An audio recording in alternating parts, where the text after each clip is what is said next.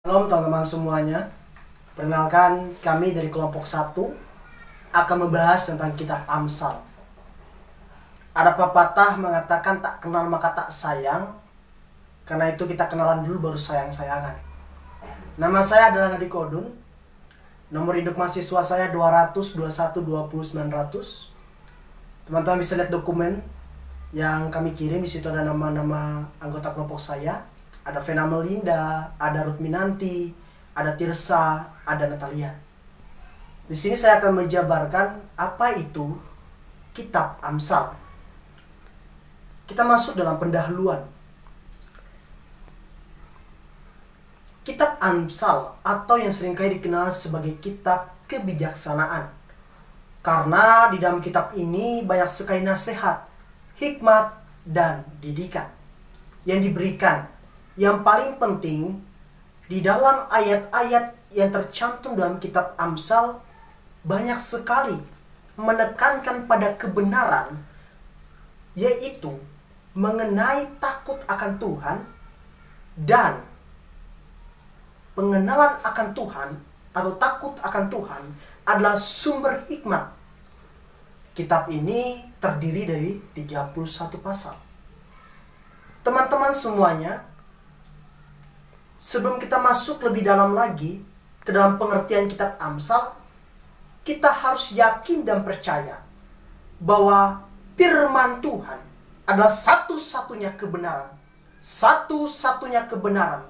Bukan salah satu, tapi satu-satunya kebenaran yang harus kita pegang.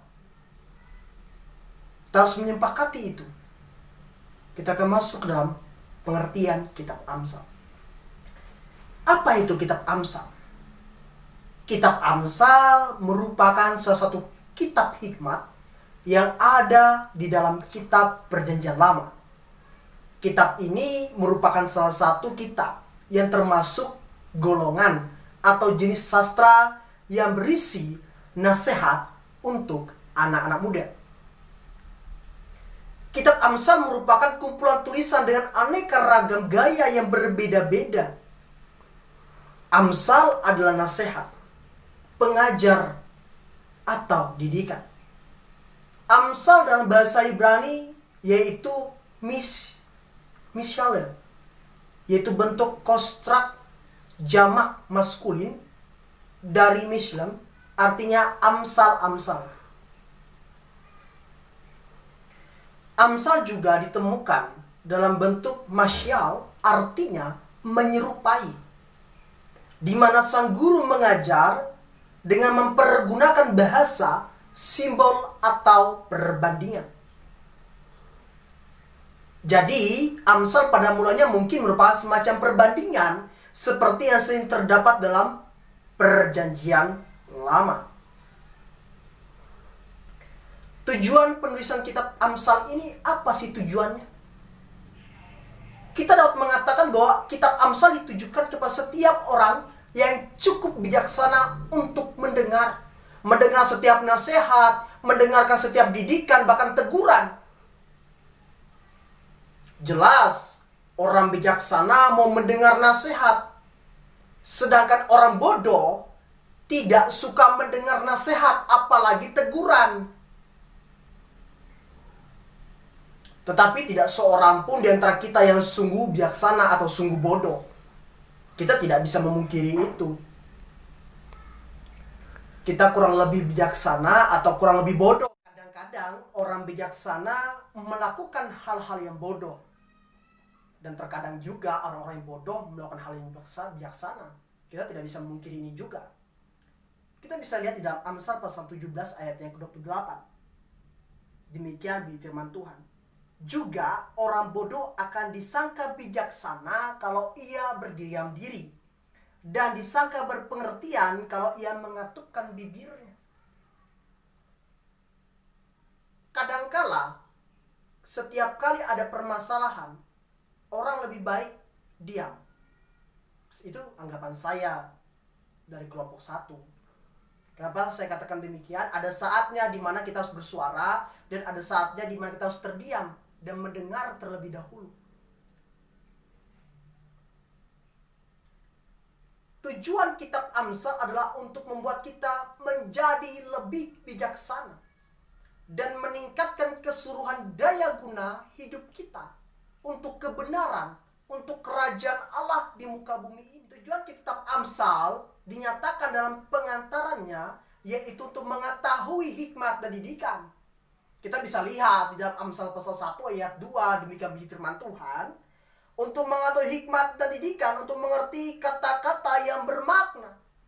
Itu adalah pendahuluan dari kitab Amsal.